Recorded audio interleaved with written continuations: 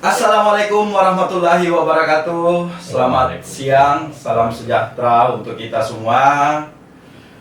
Halo insan Pegadaian, bertemu kami kembali dalam podcast Risk Awareness dalam tema resiko operasional.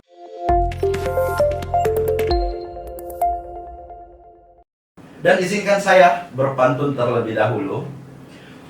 Pagi hari makan kelapa, Asik, rasanya enak bikin tertawa. cakep. Kita di sini telah berjumpa untuk acara yang istimewa. Baik, alhamdulillah hari ini kita telah kedatangan narasumber kita, Bapak Wawan Triadi selaku Kepala Departemen Kanwilna Makassar. Terlebih dahulu kami ucapkan terima kasih Pak atas waktu dan kesempatannya telah menyempatkan hadir untuk mengisi acara podcast kita pada siang hari ini. Langsung saja ya Pak, mungkin banyak yang bertanya-tanya juga nih insan Pegadaian, siapa sih Pak Wawan Triadi? Siapa sih narasumbernya ini, Kepala Departemen Risiko Kanwilna Makassar? Nah, mungkin terlebih dahulu Pak bisa diceritakan jenjang karir atau jenjang karir ya Pak ya, jenjang karir selama di PT Pegadaian. Silakan Pak. Ya, terima kasih Prof. Fahrul atas kesempatan yang diberikan dan waktu hingga kita bisa hadir untuk bersama-sama membuat podcast ini ya. Betul. Lebih kepada CV mungkin ya. Kalau jenjang karir rasanya seperti asesmen saja. Kalau jenjang karir 23 tahun yang lalu saya udah bergabung di Republik Pegadaian tercinta ini. 23 tahun Pak ya. Nah, ketika 23 tahun berarti itu tahun 2000 di mana peralihan atau transisi dari era anak-anak Gen Y, Gen X, Y ke Gen Z, dari semi milenial ke Kolonial. murni ke milenial. Jadi saya Ya. mendapat masa transisi lah teman-teman. Betul. Saya kan sudah Gen Z ya. Ya. Dimulai menjadi staf keuangan. Kalau kita sekarang Pranata. Ya, Pranata. Nah, keuangan kurang lebih 3-4 tahun.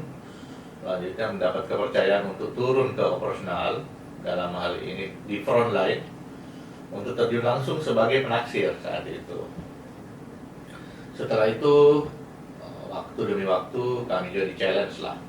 Dari penaksir saya ke AO.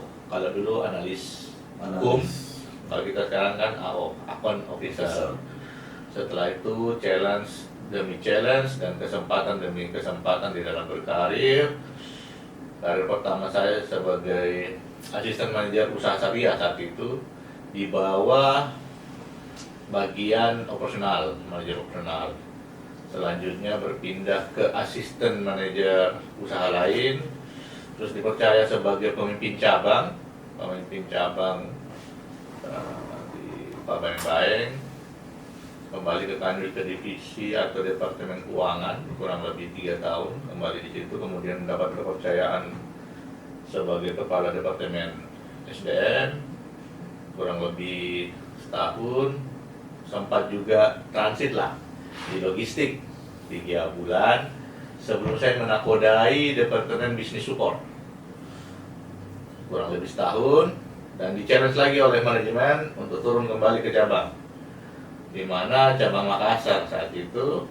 Dan di awal tahun 2023 di challenge lagi oleh manajemen untuk menakodai departemen manajemen risiko sampai saat ini, hingga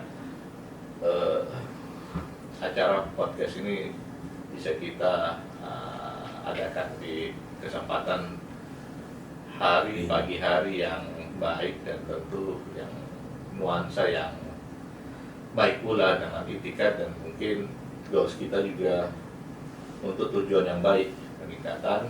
Kalau tadi di budaya risk culture dengan subtema risk operasional ya, Risk operasional. ya itu singkatlah cerita perjalanan 23 tahun Ini saya di Republik Pegadaian. 23 tahun bukan singkat ya Pak ya. Dari tahun 2000 bergabung di Pegadaian dengan segala tempat atau bidang yang telah pernah diduduk, pernah di SDM, pernah di logistik, pernah di bisnis. Wah, luar biasa sekali narasumber kita pada siang hari ini. Biasa di luar aja Pak. Biasa di luar ya. Biasa Jadi di luar aja. tentunya terkait dengan operasional pasti Pak Wawan udah ya sudah mumpuni lah ya. Sudah, karena Pinca sudah beberapa kali menjadi Pinca dan pernah menduduki SDM, pernah menduduki bisnis, sekarang di resiko. Nah, mungkin karena Pak Wawan sekarang selaku Kepala Departemen Resiko, Ya. mungkin bisa dijelaskan ya Pak, apa-apa sih jenis resiko yang ada di Pegadaian? Silakan Pak. Ya, jadi berbicara resiko semestinya Pak Harul itu kan luas cakupannya. Bahwa hampir semua sendi-sendi kehidupan, sendi-sendi pekerjaan kita itu irisannya pasti ada resiko. Betul.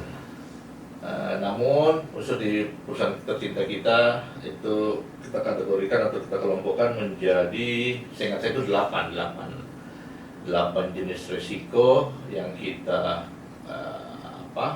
kolek itu untuk dijadikan prioritas. Di mana yang pertama itu tentu resiko kredit, karena kita kan perusahaan jasa keuangan, tentu yang menjadi domain utama itu kredit. Ya, Yang kedua kredit, yang kedua tentunya itu risiko operasional, risiko pasar, risiko likuiditas tentunya. Di situ juga kita berbicara tentang risiko strategis, risiko kepatuhan, ada juga risiko hukum, dan yang tidak kalah pentingnya ini risiko reputasi. Jadi 8 yang kita kelola, ini kita maintenance sedemikian dengan segala perangkat dan sistem yang ada untuk mengawal roda perusahaan, khususnya roda bisnis ini berjalan sesuai dengan RKP. Luar biasa, karena ada 8 ternyata Pak ya resiko di Pegadaian. Nah, Ya. ini menarik. Sesuai tema kita pada hari ini, kita akan fokus pada resiko operasional.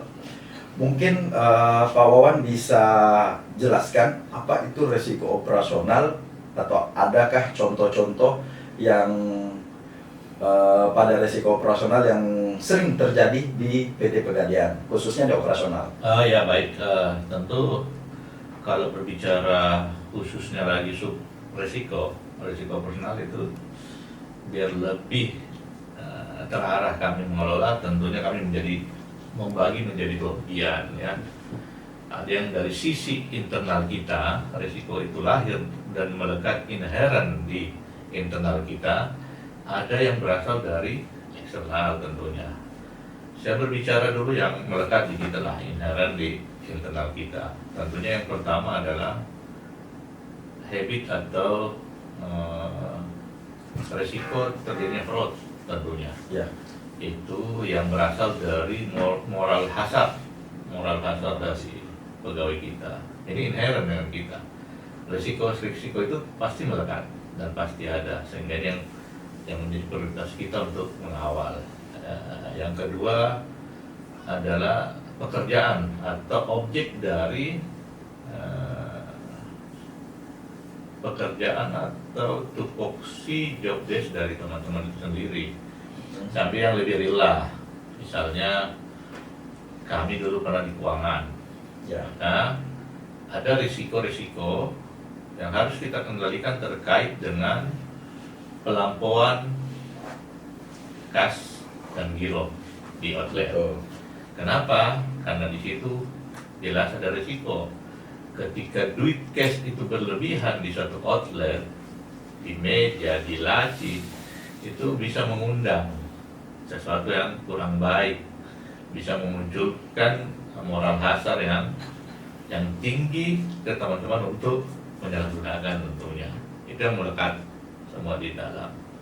Termasuk juga berbicara tentang kinerja teman kita. Saya sebutlah misalnya BPO kita, bisnis proses outsource kita yang diharap mensupport core bisnis kita, itu juga bisa menjadi risiko ketika capaian mereka rendah atau jauh dari capaian target. Nah, itu masuk resiko proporsional urusannya.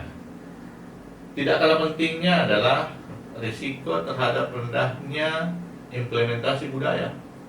Karena budaya kita, BUMN itu kan sudah menjadi mandatori budaya akhlak. Ketika rendah implementasi, maka bisa berujung kepada terjadinya itu tadi yang sebutkan pertama, meningkatnya karyawan-karyawan yang melakukan fraud. Itu dari sisi internal kita dan banyak lagi. Kesempatan kali ini yang bisa saya fokuskan ke situ. Nah, untuk eksternal ada Pak, banyak, berapa banyak, karena ada juga kita tidak tahu itikat nasabah yang datang ke kita, kita tidak tahu semua. Salah satunya masuknya barang-barang jaminan yang terindikasi palsu atau dengan modus. Kenapa sudah indikasi? Bisa saja nasabah tidak tahu bahwa barang yang dia beli di tempat mana, di toko apa itu memang palsu, berarti terindikasi palsu. Tetapi di perjalanan juga tidak menutup kemungkinan, dan berdasarkan pengalaman itu menjadi semacam oknum yang memang sengaja mencari celah kekurangan teman-teman proporsional, maka memasukkan yang namanya barang-barang palsu. Uang palsu tidak kalah menarik. Bahwa ini menjadi resiko eksternal di tengah impitan ekonomi, perekonomian yang mungkin lagi sulit, maka banyak cara, banyak kreativitas orang di luar itu untuk mencari keuntungan yang sebesar-besarnya dan waktu yang sesingkat-singkatnya. Tetapi ada juga sih resiko-resiko yang kita tidak bisa kendalikan. Extraordinary. Oh ya.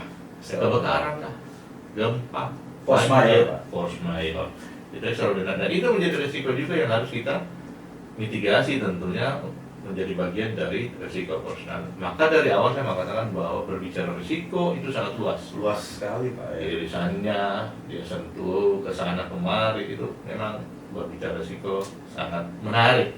Karena challenge-nya di situ memang pengembangan kita dalam berperilaku, berpikir, memitigasi, mencegah. Karena konsep dari lahirnya risiko adalah mitigasi, pencegahan. Maka di sini challenge yang sangat menarik tentunya. Menarik Pak ya. Resiko operasional ternyata bukan dari internal, eksternal, ada juga dari alam yang tadi Pak Wawan sampaikan. Bencana alam, kebakaran termasuk resiko operasional. Apakah ini sering terjadi atau enggak Pak kalau untuk resiko operasional terhadap alam? Contoh kemarin banjir. Iya, memang ada beberapa outlet kita kan yang kena. Yang memang kita tidak bisa prediksi banjir ini kapan, mau di mana, datang di jam berapa, outlet mana saja, itu kan nggak bisa. Tetapi kita sudah siapkan perangkatnya untuk mitigasi.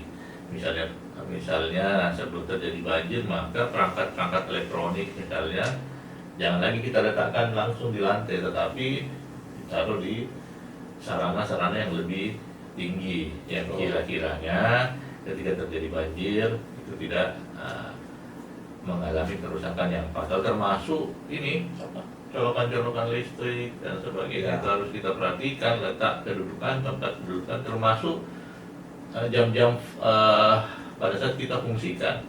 Ketika selesai ya dicabut, diputihkan, itu semua bagian dari mitigasi risiko. Nah, untuk resiko operasional itu sendiri Pak, dia kalau untuk di cabang, kan kebanyakan operasional kita di cabang nih, itu menjadi tanggung jawab siapa Pak? Tanggung jawab pemimpin cabang nggak, atau tanggung jawab kita masing-masing semuanya? Jelas kalau kita berbicara tentang konsep three defense, three lines defense atau 3 lapis pertahanan risiko, secara keseluruhan menjadi tanggung jawab kita. Menjadi tanggung jawab kita, mulai dari leveling tertinggi sampai pada leveling terendah. Cuma di dalam praktek kerja kan mesti ada penanggung jawab sesuai dengan job desk-nya. Nah, untuk teman-teman di outlet itu kita tempatkan pada posisi first line defense, di lapis pertama pertahanan risiko. Kenapa? Karena mereka yang berurusan langsung dengan transaksi di outlet, berhubungan langsung dengan customer di outlet, maka mereka itu kita kategorikan sebagai risk owner, pemilik risiko itu. Ya, walaupun pemilik itu semuanya semestinya, cuma kita bagi lagi untuk mempertegas demarkasi dari job desk ini. Selanjutnya teman-teman supporting di manajemen risiko dan teman-teman internal audit itu menjadi second line dan third line. Dalam artian mereka di posisi risk support. Ya. Risk support bukan pemilik langsung terhadap risiko yang ada di lapangan di outlet, tetapi menjadi risk support. Mereka menjadi pengingat, menjadi reminder, bahkan melindungi, mensupport teman-teman apabila memang di perjalanan sampai terjadi risiko itu sendiri. Oh, jadi tidak selamanya risiko operasional menjadi tanggung jawab manajemen risiko. Namun semua adalah risk owner atau di bagian operasional menjadi first line ya Pak ya. Jadi kita semua wajib mengendalikan risiko itu, wajib bertanggung jawab, wajib peduli atas risiko-risiko yang bisa terjadi di perusahaan kita tercinta. Ya, betul bro. Nah, menarik Pak, semakin seru ini. Pertanyaan selanjutnya nih Pak Wan, saya banyak bertanya pada siang hari ini Pak. Ya nggak apa-apa, matematika, bahasa Inggris, fisika, kimia juga silahkan bertanya. Oh silakan Pak ya. Itu menyentuh semua bisa. Ya, berurusan dengan risiko. Risiko. Jadi semua hal. Ya, dan bagus pemahaman kimianya, ikut ujian kimia. Berisiko. Nggak lulus itu risikonya. Betul. Nilai rendah nggak lulus itu risiko. Nah, jadi silakan saja kita Semua lepas saja siang hari ini. semua berisiko ya Pak ya. Nah, langsung saja Pak, saya bertanya lagi.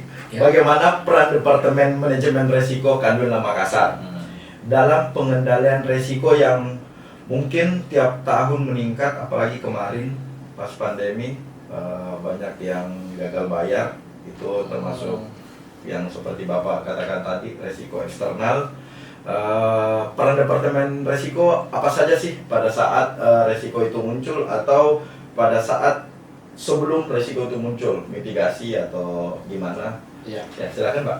Tentunya sebagai second line defense, kita tentu punya yang namanya program kerja. Ya kan? Konsep program kerja itu di semua lini mesti ada, dan konsep plan do act itu kita rencanakan, kita organisasikan, kita monitoring pelaksanaannya di lapangan. Setelah itu kita evaluasi mana-mana saja yang bisa menjadi titik pengembangan yang lebih baik ke depannya. Tentunya kalau dari manajemen risiko itu yang pertama itu tadi yang disebut, ya kan. Yang kedua kita review kembali terhadap operasional yang terjadi di outlet, termasuk melakukan kajian tentunya. Kalau tadi dikasih contoh misalnya dengan terjadinya pandemi, itu termasuk risk yang force majeure yang kita tidak sangka kan. Betul. Akhirnya itu terjadi, dan ini menjadi pelajaran buat kita semua. Maka tugas kita sebagai Departemen Risiko adalah melakukan kajian, mereview sekaligus mengevaluasi ketika akan terjadi hal-hal yang serupa atau mirip lah di kemudian hari. Ya, gagal bayar itu berarti kita harus lihat latar belakangnya, kita mapping latar belakangnya, risiko memappingkan. Oh ternyata gagal bayar karena terjadi pergeseran misalnya dari yang pernah punya usaha tidak punya usaha. Maka solusi yang kita tawarkan pasti ke manajemen adalah melakukan rescheduling kredit, restructuring mungkin, sampai pada mungkin penghapusan denda atau sewa modal atau bunga. Nah, itu bagian supporting, salah satu fungsi supporting, ya salah satunya juga manajemen risiko untuk melakukan dan memberikan masukan yang konstruktif ke manajemen. Karena sekali lagi kita bukan pelaku eksekusi di lapangan, tetapi kita adalah bagian support yang sekiranya bisa membentengi, mengawal teman-teman itu di outlet menjalankan bisnis dengan tanda kutip cepat tetapi aman dan tentunya tenang pas tidur ya kan teman-teman.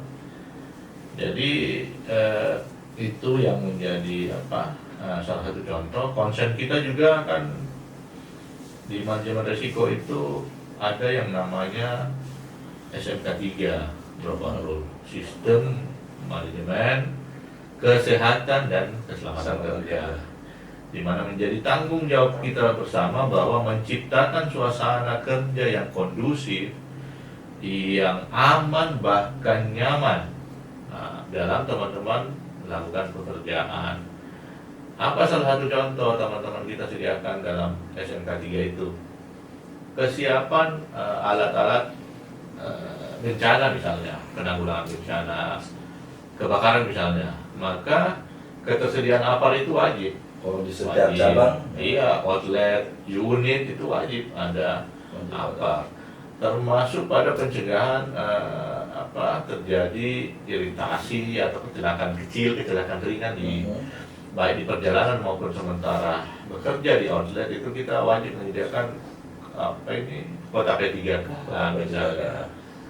Nah, termasuk hal yang sangat krusial adalah CCTV, pengadaan CCTV. Ya. Itu banyak manfaat, terutama bagi teman-teman di frontline di dalam mengelola bisnis ini, hingga sampai misalnya terjadi tuntutan customer di outlet, itu kita bisa mereview melalui CCTV. Apakah dia berdampak material atau tidak?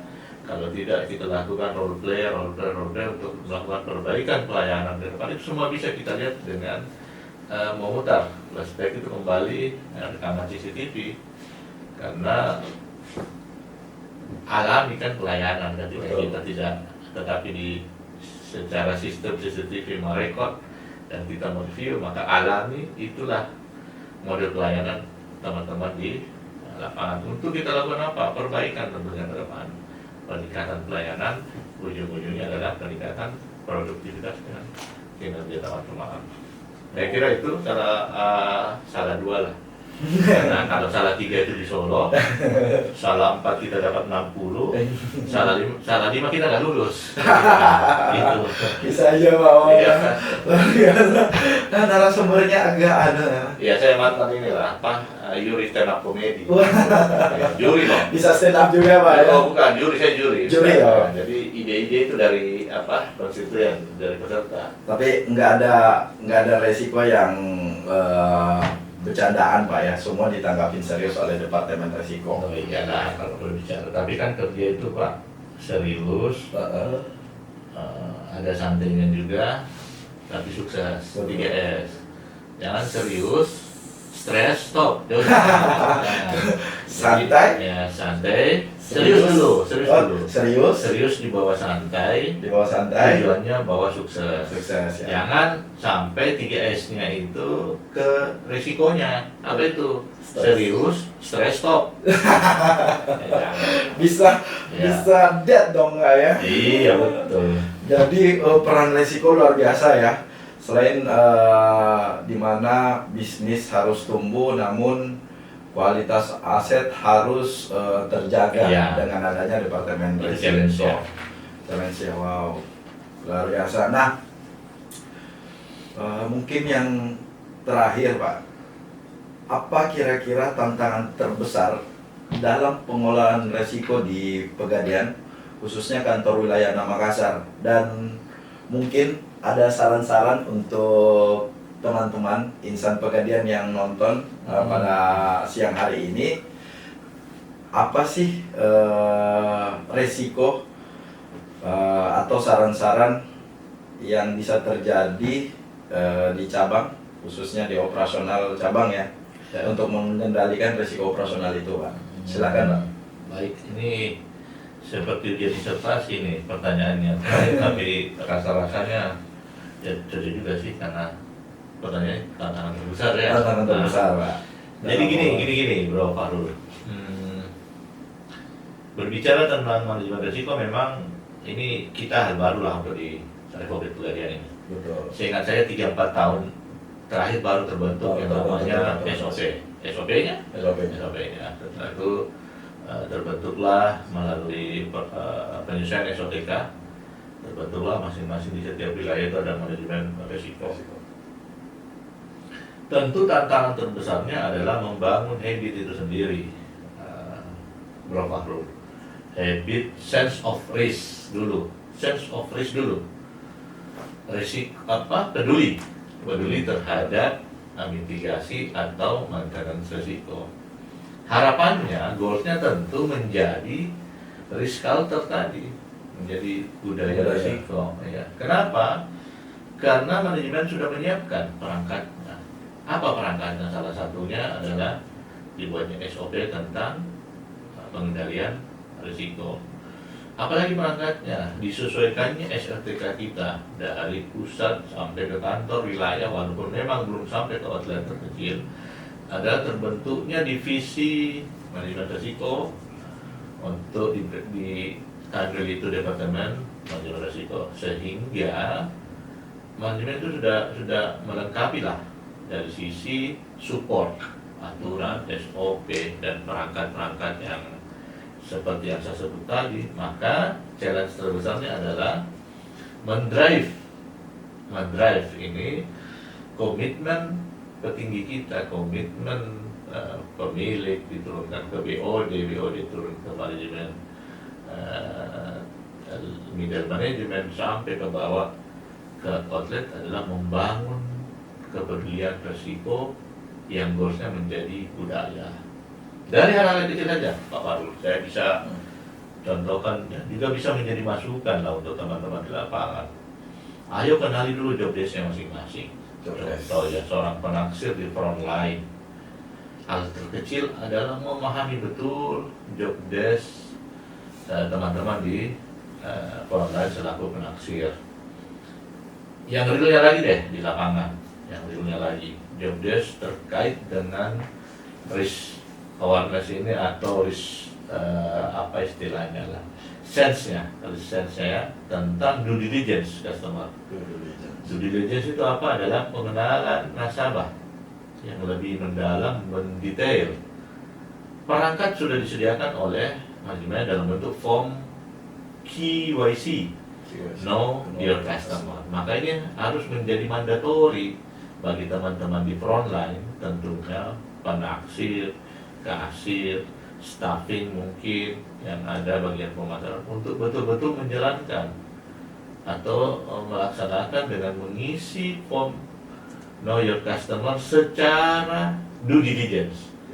Maksudnya due diligence itu tidak asal isi, yang penting menggugurkan kewajiban, isi nama, tidak dicontreng, tidak diverifikasi dengan KTP, identitas pemilik, tidak mempertanyakan misalnya barang jaminan yang dibawa ini sumbernya dari mana, kepemilikannya siapa.